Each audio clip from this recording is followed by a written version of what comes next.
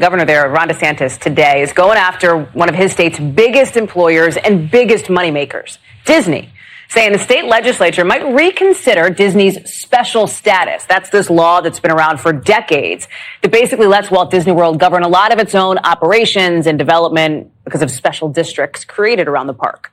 All of this is over Disney's decision to publicly come out to oppose the state's controversial parents' rights in education law.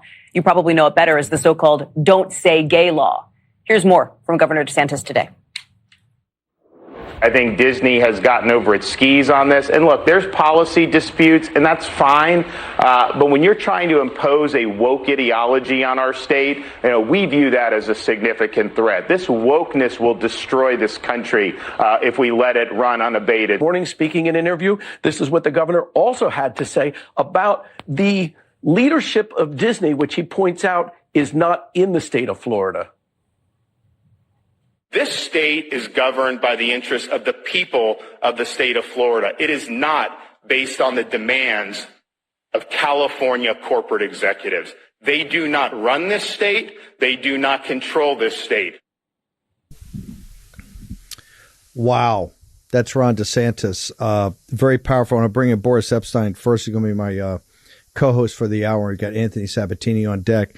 Boris, this is a sitting Republican governor that's been a conservative for a long time going after a corporation. And I'm telling folks, this is a throwdown that we're just about to start. This is really now going to start to accelerate. Put this in perspective of how big a deal this is. Steve, it's a huge deal. And also, I'm proud to say, always signal, not noise for this audience. We literally talked about this, I believe, on Tuesday, about what arrows Governor DeSantis would have in his quiver and what tools at his disposal. And it's exactly what we said, which is to go after the special status, the benefits, the tax breaks, et cetera, that Disney has. And that's exactly what he's done, because that is what a smart leader would do, a committed leader would do. Ron's doing a good job. Governor DeSantis doing a good job. And Disney really stepped in it. Again, whatever happened to Michael Jordan's conservatives buy sneakers too? That is what happens when you have out-of-touch, liberal Hollywood woke elites run companies, and they run them into the ground. And again, do not forget that Disney is not all about Daffy Duck and Disney and the cute castle, right? Disney is ABC. It's ABC News. It's the Oscars. It is George Stephanopoulos. It's ESPN, taking minutes of silence over the anti-grooming bill because they somehow are pro-grooming, I guess. So Disney is this huge corporation, and in Florida, they are way beyond just parks. They've got a huge presence in sports, huge presence in business, huge presence in news. So Disney's really stepped in it, and I think the governor's right. They've gotten way over their skis, and I applaud him for being so strong on this. And I also want to call on all other MAGA governors and MAGA legislatures to put in an anti-grooming bill, actually to go farther. Let's go K through 8 at least in the anti-grooming bill. And if Disney or the corporations decide to come after you, take the strong stance that Ron DeSantis is taking, because the American people, in the end, they're going to vote. They're going to vote with their feet. And if you think that patriots in Florida aren't going to be thinking twice about either going to the parks or participating in other facets of the Disney economy, you're kidding yourself. This is absolutely a huge problem for Disney, and it's a huge problem with a very large swath of the population. This is, how do I say this? This is fundamental to the MAGA movement. My point is Disney's just not any corporation. Disney, I think it's got Fox, you got ABC, you got ESPN. It is, I think the market capitalization was $100 billion something. It's so massive, right? It's so much more than just entertainment, but what they own, Marvel and the Lucas film, Star Wars, all of it. It is such a mess. A generator of intellectual property. I want to bring in Anthony Sabatini. And by the way, they ruined Star I also Wars. think. Let's not forget this either. And this has been going on for a little while now. 5-10 years. The wokeness of Disney has been ruining a lot of these age-old American staples, classics. So this didn't just start this week or 2 weeks ago. Disney's been going woke. Now they've said it uber publicly, and they're facing the lashback. Anthony, to Boris's point about Disney and its scale and tentacles all over, people would argue that the modern age of Florida started with air conditioning and really Walt Disney bringing Epcot Center and Disney World to Florida. I think Florida only had a 6 million population when it went there. For the size of the economy you have and the vibrant nature of the economy in Florida, you're not sitting on and given its scale, you don't have, it's not headquarters or don't have big operations of Fortune 50 companies. Disney is a behemoth. It's a behemoth as far as its political power. It's a behemoth of economic power. And for a Republican governor to take it on is pretty extraordinary. Put that in perspective from a Floridian's point of view about a governor taking on and engage in a big battle over Disney, over really the schools and education of children in the state. Well, for a lot of Floridians, Steve, it's sort of unimaginable. A lot of people are just really shook from this whole entire episode. And the fact that Disney picked this fight really is just shocking. They have nothing but things to lose. They have so much to lose in this fight. And they chose absolutely the wrong governor to pick a fight with. I don't know what they were thinking. But, you know, Disney is Florida's largest private employer. I represent the western kind of suburbs and exurbs of Orlando, and a huge chunk of my constituency works at Disney or one of the other theme parks. And they are not in unison with this party. They are with this company. They are so out of step with what Disney is doing. It's just shocking. Like I said, they have nothing but things to lose. The way Disney operates, they get a lot of special privileges. Don't get me wrong. But one of the things they do the most often, the most typical type of special treatment they get, is they carve themselves out of a lot of the state laws. You know, as a state lawmaker, it's not uncommon to see a law that says, well, this is the new law in Florida, but guess what? It won't affect any theme park in the state of Florida that has more than 25,000 visitors a day or something like that, what they call carve-outs. And they've been carved out of so many laws, so many taxes, so many general laws of general applicability, as they're referred to, that if we just stood back and said we're not going to cover them anymore, which obviously I believe we should be doing now, we should be trying to push them back into equal status and everything else. They're just, I don't know what they're going to do. Just by letting Orange County, the city of Orlando, the local governments around them govern them, I mean, who knows what will happen to Disney? They're going to get hit with so many taxes and regulations and liabilities, et cetera, that you won't identify them. I mean, Florida also set up a corporate welfare scheme years ago that I've been voting against for years. It's called Visit Florida. It's corporate welfare. It's a state agency that's supposed to attract more people to Florida, but everybody really knows the real reason it exists is to supplement Disney's advertising budget. And this has been the big criticism for years. So there's just all different types of things that Disney is benefiting from, that if we just said we're going to treat them equally, the hammer's really going to drop. And I got to mention this one too. This is one that the governor specifically mentioned in the press conference yesterday, which I thought was really egregious. When we took our first swing at a big tech censorship bill, a bill to stop big tech censorship here in the state of Florida, Disney went out of its way to insert a carve out into that law saying that they wouldn't be affected. You might wonder, why would Disney be affected by that? It's because they own Disney Plus, which they don't want to be affected by any kind of big tech legislation. So all of that is on the table, and legislators and the governor are already talking about pulling all this back, and I think it's what we need to do. They've declared war on us, and I think we need to go on offense and start getting rid of these laws. I want to get back to the basics for a second about what this is about, the protection of children in the state of Florida. The bill is a parental rights bill. It's an anti-grooming bill, and it only is up to the third grade. The media across the nation and Joe Biden yesterday really saying it's essentially a hate crime bill. Where do the families in Florida stand? Not the political class and not your colleagues in the state legislature or even Governor DeSantis, all these people fighting the good fight. Where do you think folks, the people, particularly with school kids in Florida, where are they coming out on this as they've seen this whole explosion really globally about what's happening in Florida over their children? Well, I think there's two groups of Floridians right now. Those who are absolutely shocked that Disney would be pushing back against a law that just keeps conversations about gender ideology out of the classroom of first, second, and third graders. And then those who just believe and this is a smaller group, but those who believe the media lie that somehow this has something to do with banning speech from everyday Floridians, etc. This is a bill that has to do with the curriculum, the actual educational curriculum of school, which is why my criticism of the bill is it didn't go far enough. It should have been K through 12.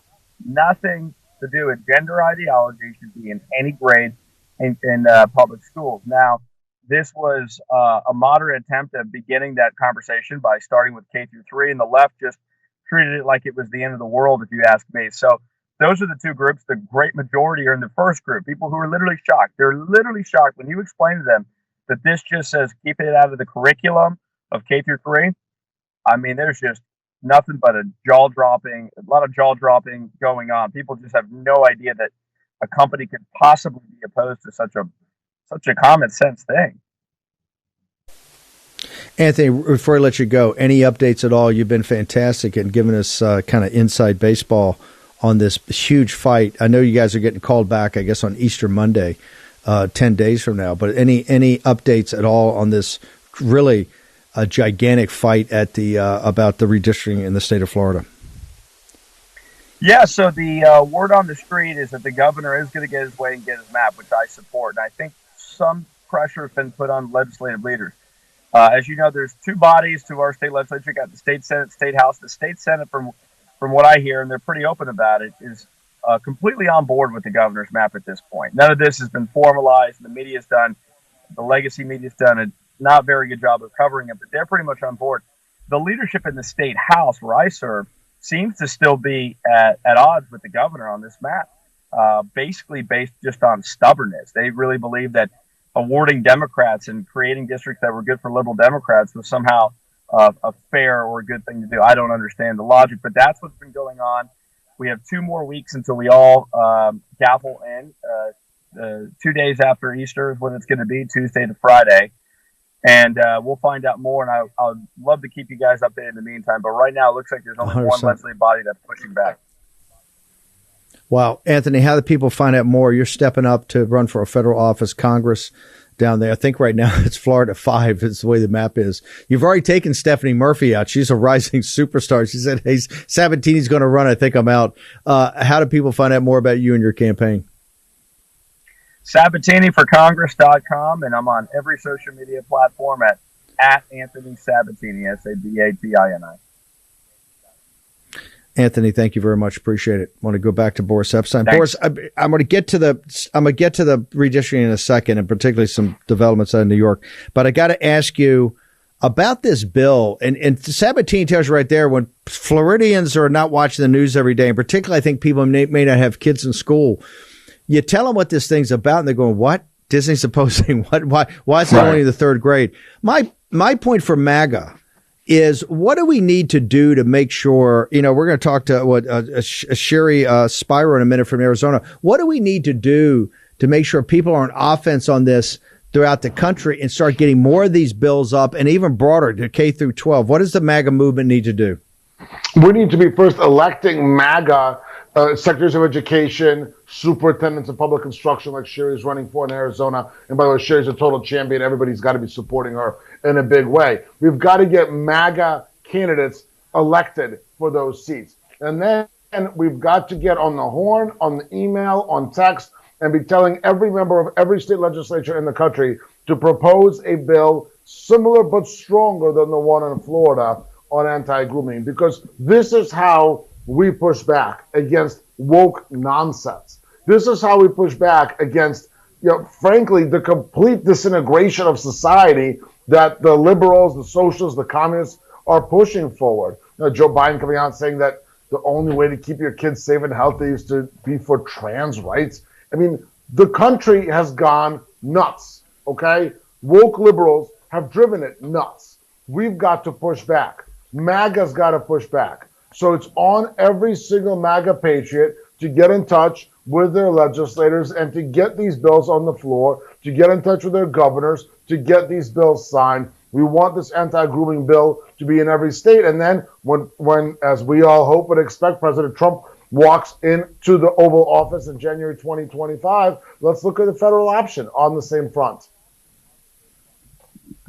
Let me bring in Sherry right now while we're going to education. We'll get to redistricting in a minute. Sherry Spiro is running for superintendent of public instruction. She's pure MAGA out in Arizona. What's our status? I keep seeing Arizona and the Governor Ducey. They are passing some bills out there. Are you as far advanced as Florida? Get us up to date on what's happening out there in the public schools. What's going on as far as legislation and how your campaign's going? Yes. Well, this week we had two great bills that passed. The first one was prohibiting irreversible transgender surgeries to minors, which was huge. Ducey signed it, and also banning male and female sports in schools. These were two really great. And, in Arizona, we have a very thin margin in the House and the Senate. So getting this through was a big win.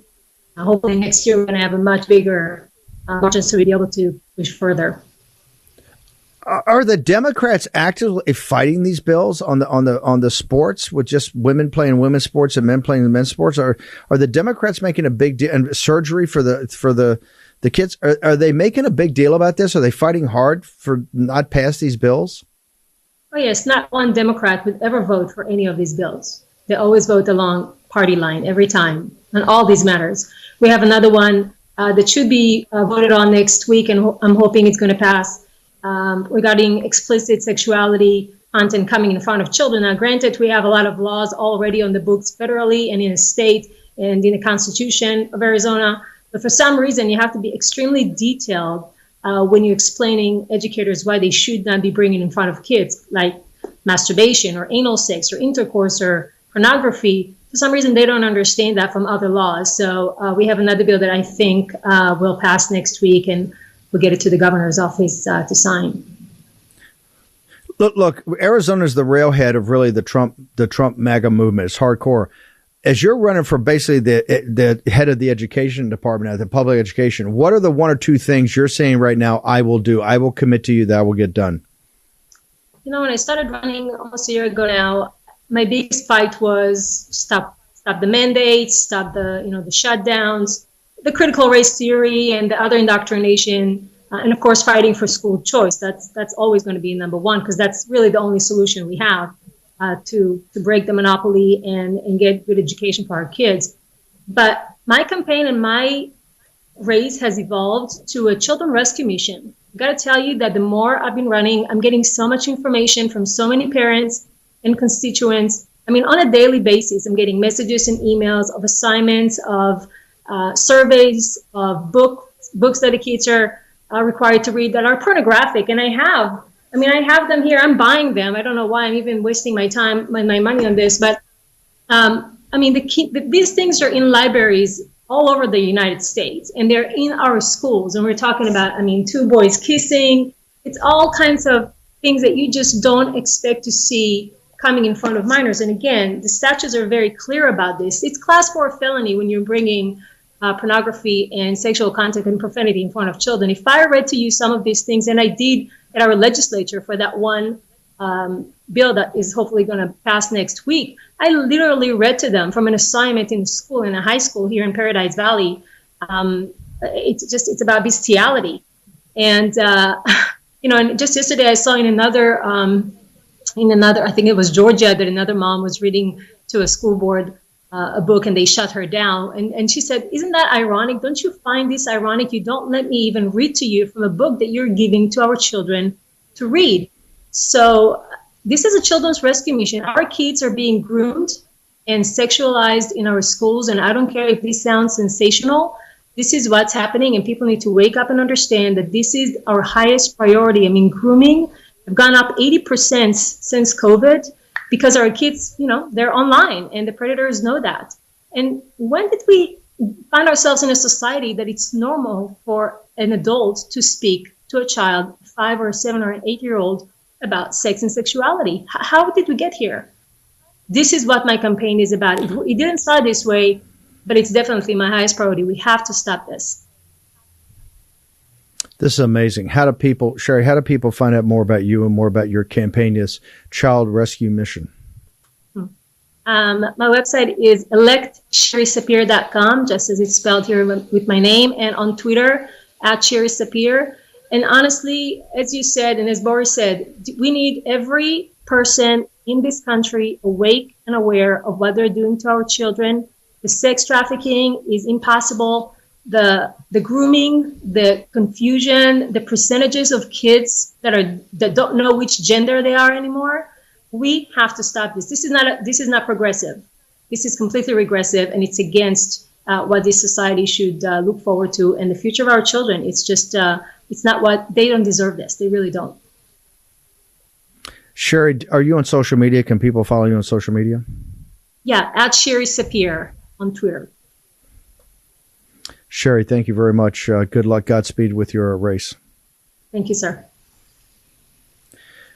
Boris, this is not our line of country, right? The war room's never, we have had people on here, obviously the pro-life and stuff like that, but there's something not right. Something's changed. And I think a lot of it was the Supreme Court situation, but as we see Moms for Liberty, as you see Sherry, we go around the country, this fight over the schools is getting down to, she said it, it's a child rescue mission. This thing is so, and you said America was going insane. I think it's the American elite. There's something deeply wrong with these secular humanist globalists and the agenda they're putting into the public education and just the culture overall. You have Disney, which is a revered American company that's coming down hard on you just see what they're talking about. And this bill is about inconsequential. I think the bill in Florida, and they're going nuts. And you see Arizona.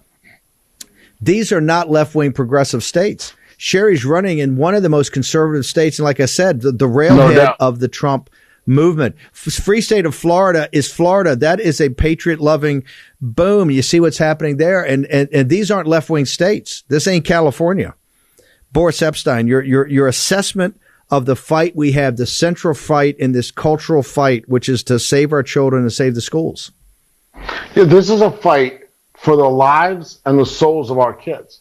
I actually went and looked at a school today for my son for next year, and I asked the question. I said, is there indoctrination that goes on at the school?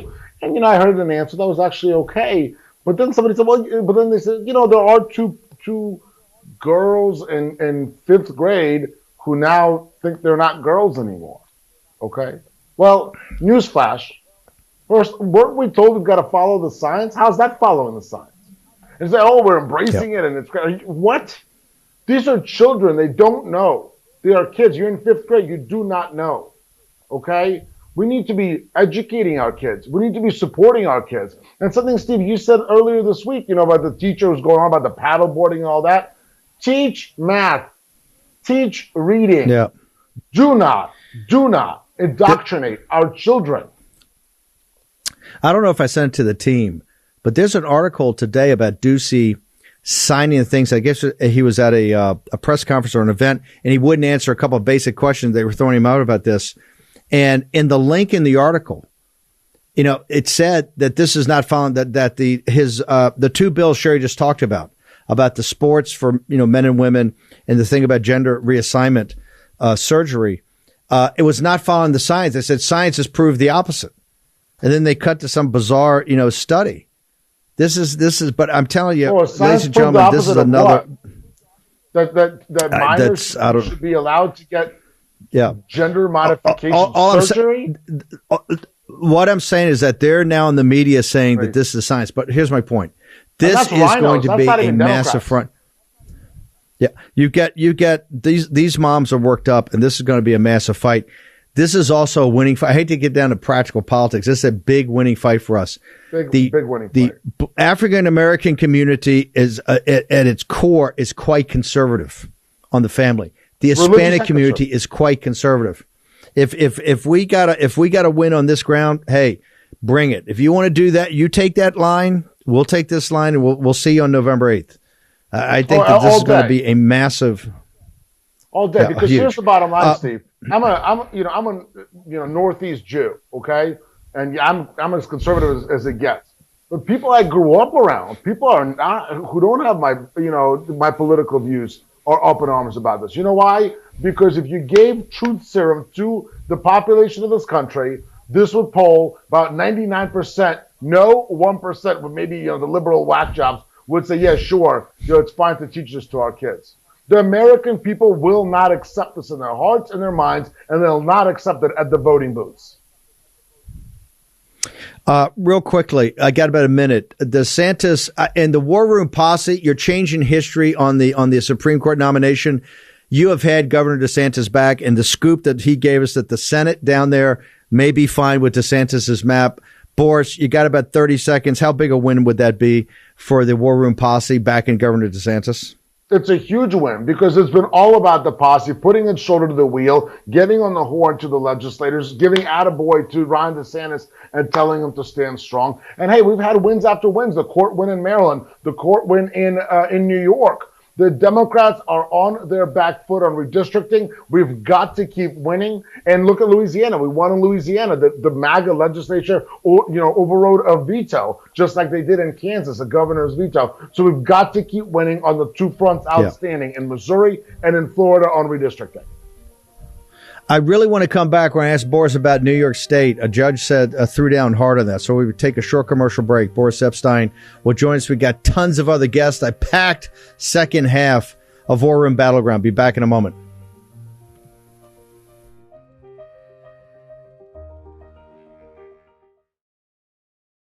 War Room Battleground with Stephen K. Bannon. Welcome back. I can't say enough about this audience and what you guys have been able to accomplish. We're going to have Mike Davis tomorrow morning on the show. We're going to go through. There's a bunch of breaking news that's going to be breaking in the New York Post tomorrow about with Paul Sperry. Some very extraordinary breaking news on the Supreme Court nomination will be breaking early in the morning. We'll be talking about it. Mike Davis is going to be my first guest tomorrow morning. There's a lot of comments. Captain Ben is telling me during the show both shows we've had a big part of this, the education, what's going on in these states, these MAGA states with these bills and the pushback. And we must save the kids. It's no doubt. I think because we like to try to program this about how we're going to do it, it is absolutely essential you have your voice. 202-242-3121. As Mike Davis said this morning, a senior, and you can't believe how senior, a super senior staffer on the Senate side told him that one of the biggest, if not the most determinative factors so far has been the just explosion of phone calls coming into the Senate that swamped him and scared him. 202-242, excuse me, it's 224. 224. Let me get carried away here. 202-224-3121. It's very important that you have your voice, put your voice in. And if you're a military family, that's the switchboard of the Senate. Ask for Senator Tammy Duckworth because she makes this big thing that she represents all the military families. Otherwise, that's the Senate switchboard go. And it is absolutely imperative that this is a she is not confirmed. And Judge Jackson is highly qualified. She meets all the qualifying criteria, just like Robert Bork met. But it's her judgment, and particularly in this judgment in the area of child torture and child rape, and the filming of that, and people that take perverse pleasure in watching that, and more importantly, people who make money off it and do it as a business. It's got to be stopped. And as we said, you just had Shuri out there who's running for head of education in Arizona. This is a child rescue mission. I hate to say it's a child rescue mission, and we got to put our shoulder to the wheel. We will. You guys are winning fights all over the place, and we're going to make sure that we get this teed up and do it the right way.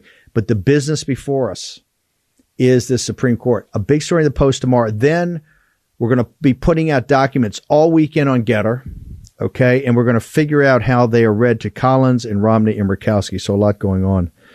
Boris, I want to go back to get a 100-seat pickup, a 100-seat victory, new seats in the House this November. It starts with redistricting.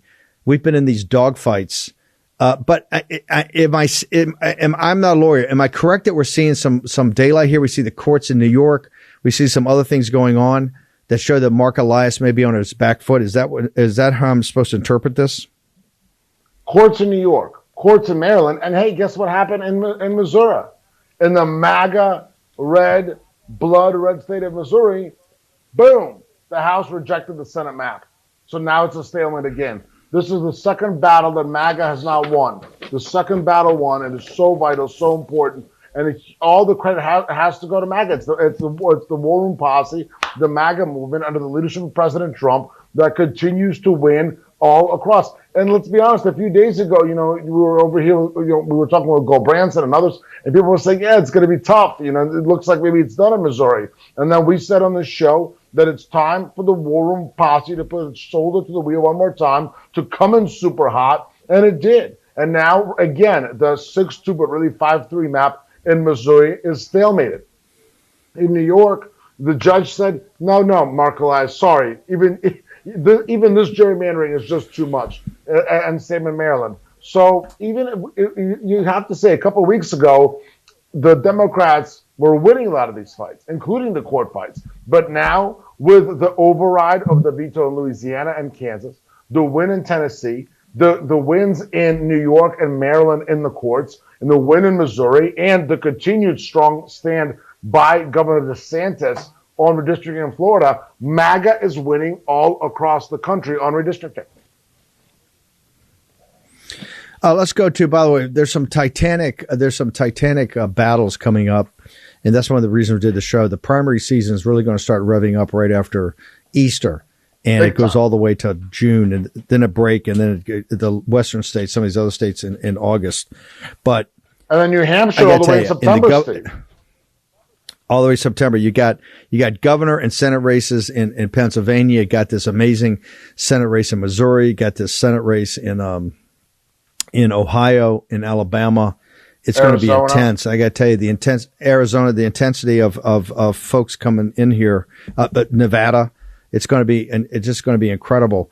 Walk me through. Give me some latest polling, because everything I'm seeing is the bottom is even falling out further out of the Biden administration on every policy. Give me the substrate of where we stand right now in polling. Maris just did it, approve, disapprove. Biden is overall now, again, these are not Trafalgar, it's not Rasmussen, where he's been there for a while, but Biden's bottom has fallen under 40% now in approve, disapprove. And this isn't right track, wrong track, which actually is the real evaluation. It's straight up approve, disapprove. 39% approve, and the rest obviously disapprove, because even if you say you're not decided, you're not approving. So approved 39 overall, 36 with independents. He's upside down 44 to 48 with non-white voters. This guy is done.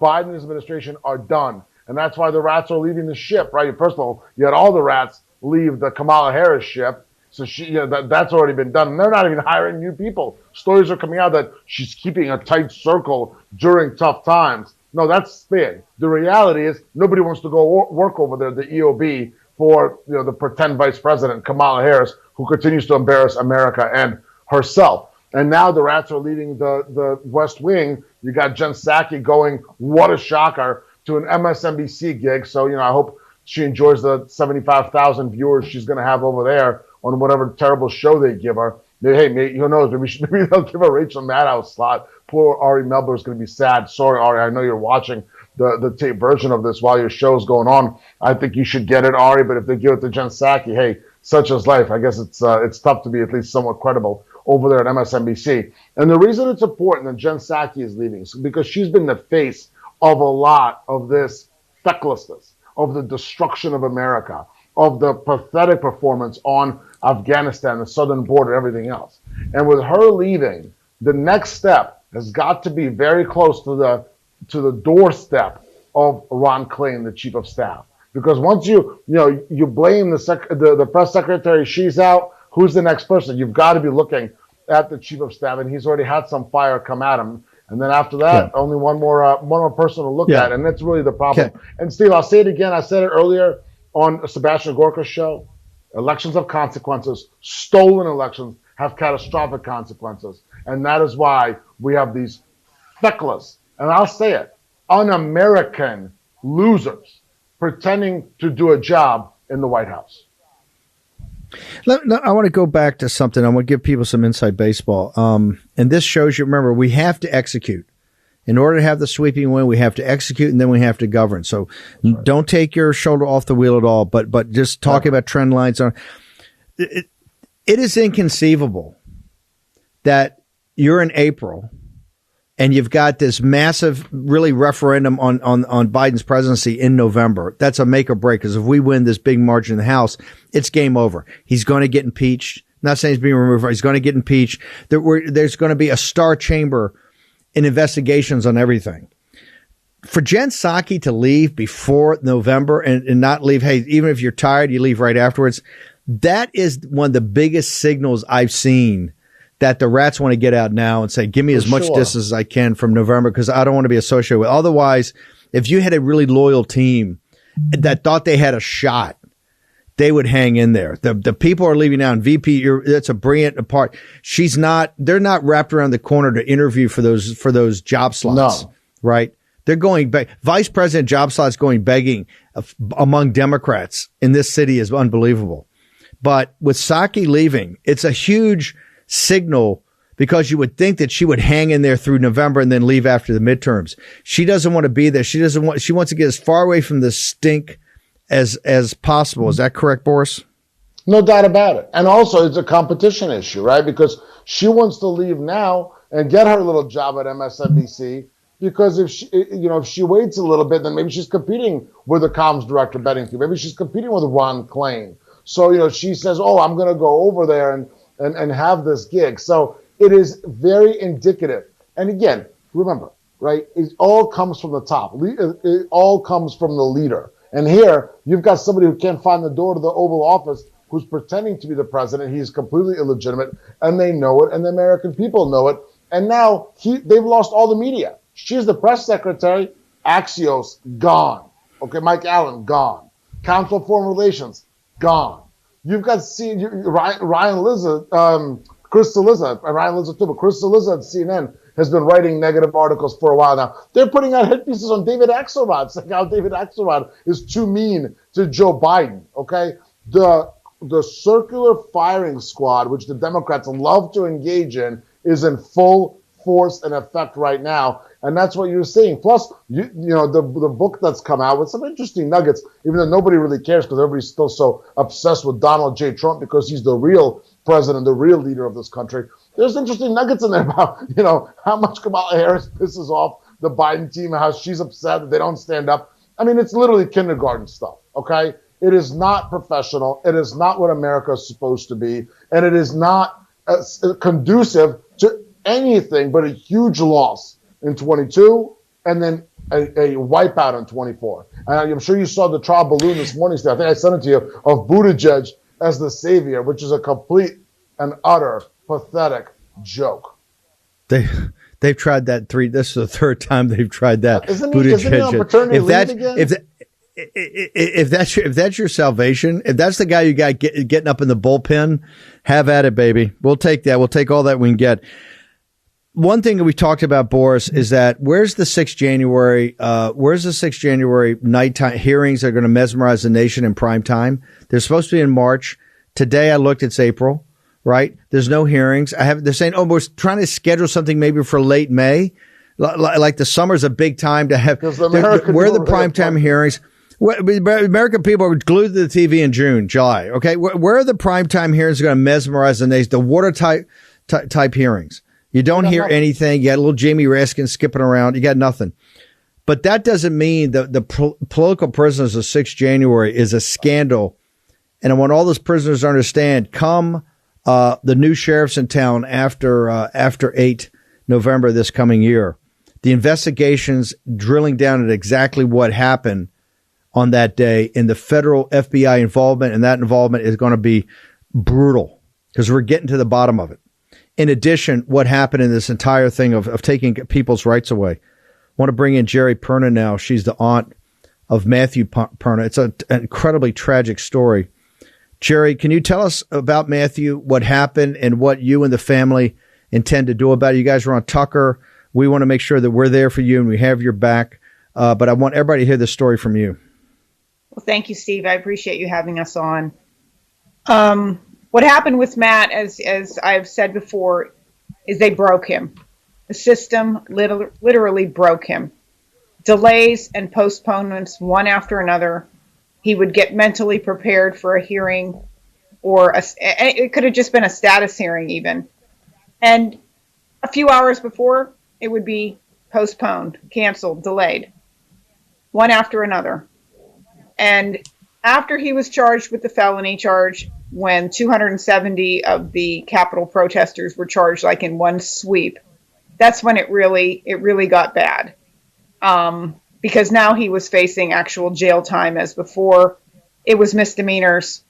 And his attorney told him, nope, you're not going to spend a day in jail. Don't worry, I've got this. And the felony, he was charged with the felony of obstruction, even though he went in the Capitol after the Congress had adjourned. It was like 45 minutes later. They had adjourned and evacuated. That's when he went in, an open door, cell phone in hand, walked through, didn't touch anything, break anything, steal anything, no altercations with police, and walks out the back door. And he was charged with obstruction. So, but Jerry, hang on one second though. But Matthew was a hardened career criminal that had multiple felonies, right? Wasn't he a hardened career criminal, had multiple felonies? Wasn't that what Matthew Perner was Never had gosh, a I thought he was a hardened. I thought he was a hardened.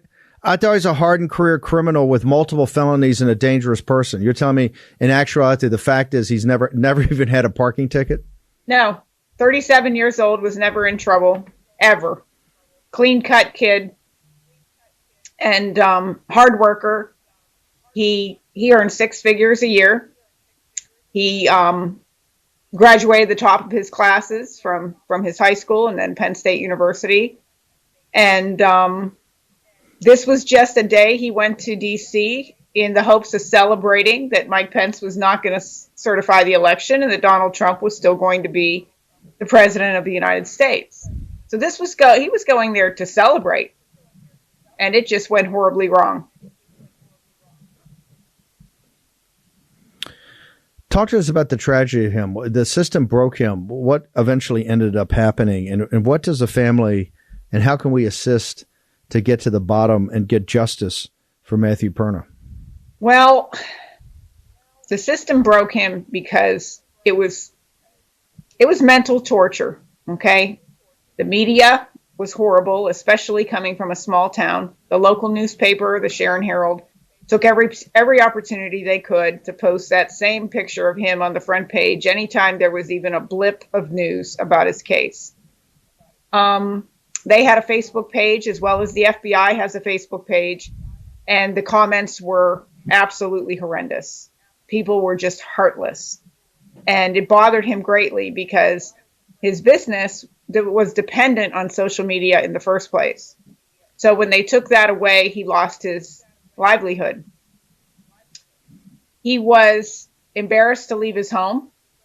He didn't want to go to any of the local restaurants. He was just not the same person. He was such an outgoing person before January 6th. He knew so many people in so many countries, and very well liked, very well respected, and very intelligent. But he became a recluse because he was afraid to leave his home. And he was depressed. He was suicidal different times during the past 13 months. And he was in counseling, and he had the counseling of several pastors in his life. But no one could tell Matt it was going to be okay, because deep down he knew it wasn't going to be okay. And it was heart-wrenching as a family to watch what happened to him. And once they did that final delay for his sentencing hearing, which was supposed to be on March 3rd, it was just more than he could handle. He called me on the phone the Monday before. He was sobbing. He had developed a stutter in recent weeks that he never had before. He was throwing up blood, probably had a stomach ulcer. And he was just so afraid. And they had convinced him at this point that he was guilty of a crime. He was convinced that he deserved whatever he got. And there was just no talking to him at that point. He was beyond our help at this point. And then when that Friday night, He committed suicide by hanging himself in his garage. And we were just beyond devastated. The world lost a wonderful, wonderful person. And I blame the justice system. I blame the media. I blame the Biden administration. I blame Matthew Graves, the U.S. Attorney for the District of Columbia, whose sentencing is absolutely ridiculous right now for non-criminal, non-violent behavior with people who have no criminal past whatsoever. And they are now facing 4, 5, 6 years in prison for walking through the people's house. It's not the people's house, Steve. It's not our house at all. And lives are ruined. And I'm telling you, if they don't do something, Matt is not going to be the last person to choose this road. And it is blood on all their hands. Jerry, how do people get to you to follow up on this? We'll have you back early next week. We've got a hard out here in about a minute. How do people get to you? Well, I'm on Facebook, of course, and I'm on Telegram. We are in the process of forming. We have a group, and we are looking for an attorney right now to help us with finding justice for Matt. I want him pardoned in the end. I want everything taken off of his name in the end, and I want apologies. But most of all, I don't want anybody else to go through this. We will work with you on this. Jerry, thank you very much. Honored to have you on here. We'll start getting together and working on this, I promise you. Thank you for having me, Steve. Thanks, Jerry. Boris, give your social media because I know the weekend's going to be big for you. Steve, honored to be with you today. That story is unbelievable and shocking. BorisCP.com is the website. At BorisCP on Getter, at BorisCP on Twitter, at Boris on Truth Social, and Boris_Epstein on the gram. Stay strong. God bless. And I wish you all a Shabbat Shalom. Be back 10 o'clock tomorrow. It's going to be intense. See you then.